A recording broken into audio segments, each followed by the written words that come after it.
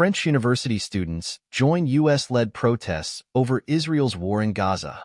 Campus sit-ins upend Sciences Po and Sorbonne in Paris, drawing backlash from the state and riot police.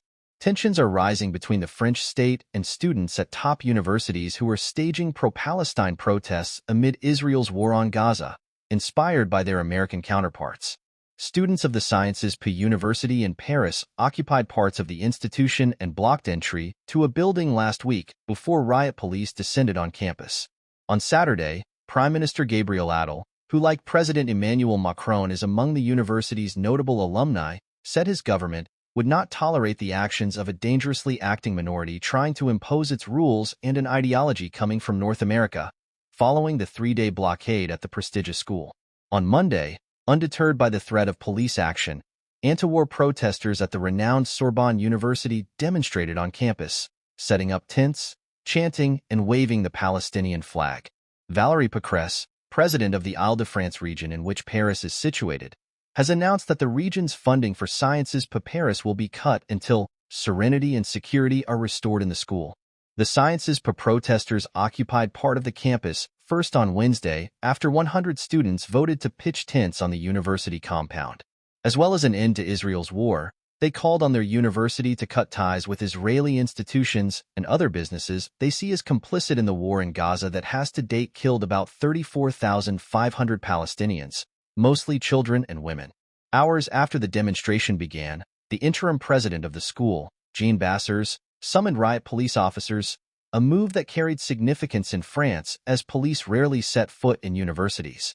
Despite no arrests being made, the president's decision crossed a red line, according to some students and faculty.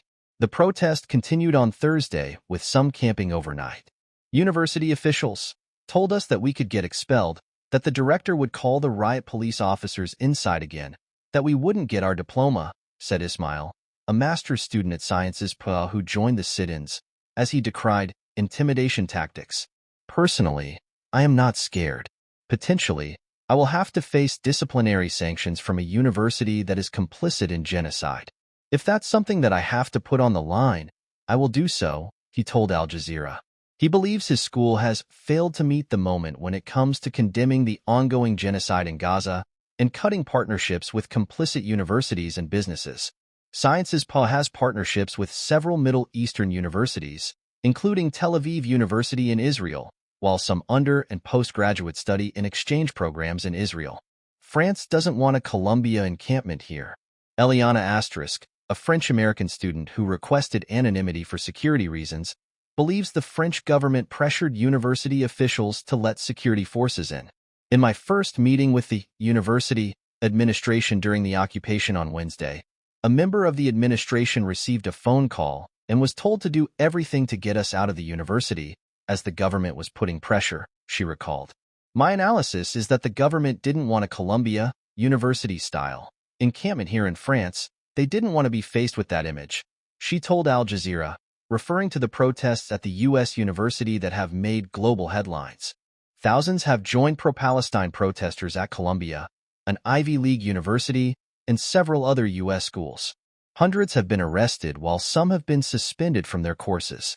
Sciences Po thought it was acceptable to call the cops on their own students. We are in utter disgust at this decision, but we also have a stronger resolve to push for our demands, said Eliana.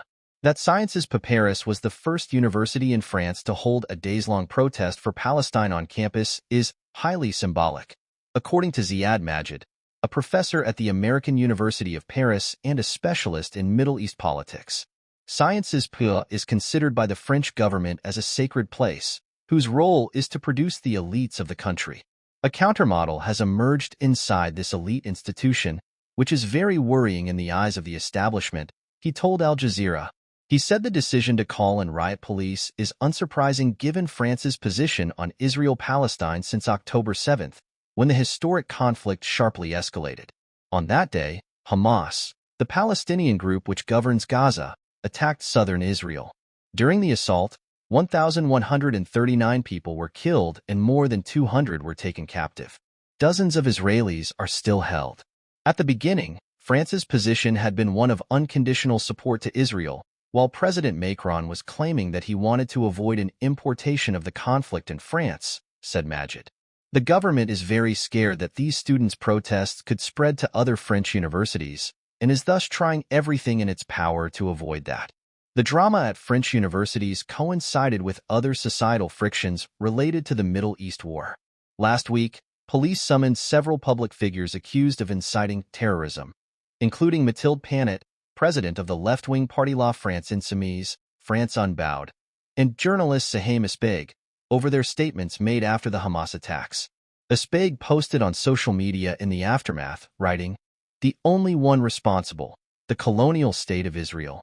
The only solution, the end of colonization and the liberation of Palestine. The only political path, to talk about the causes of the perpetuation, in a word, colonization and violence, to condemn the complicit states and to support the Palestinian resistance." Panot leads LFI, the parliamentary group of France Unbowed, which on October 7 cast the Hamas assault as an armed offensive by Palestinian forces and referenced Israel's occupation. Majid said the police summons represent a threat to public freedoms and are part of a repressive ambient climate. All of this is happening while extreme right rhetoric is on the rise in France, and while anti-Palestinian as well as anti-Arab racism have become normalized in the media and political scene. But French civil society, at the forefront of which are students, are resisting and denouncing those abuses, which is scaring the government. While France has previously banned pro-Palestine rallies, Macron has more recently called on Israel to stop killing civilians in Gaza. On Friday, Sciences protesters met with university officials and agreed to hold a town hall meeting during which students will be able to express their concerns. The university director also agreed to discard disciplinary proceedings against several students engaged in the protests. "It is not yet a victory, but it gave me hope," said Ismail, who added that students plan to hold the university accountable by trying to end the school's partnerships that are complicit with genocide. "We will also push other universities to join the fight for Palestine," he said.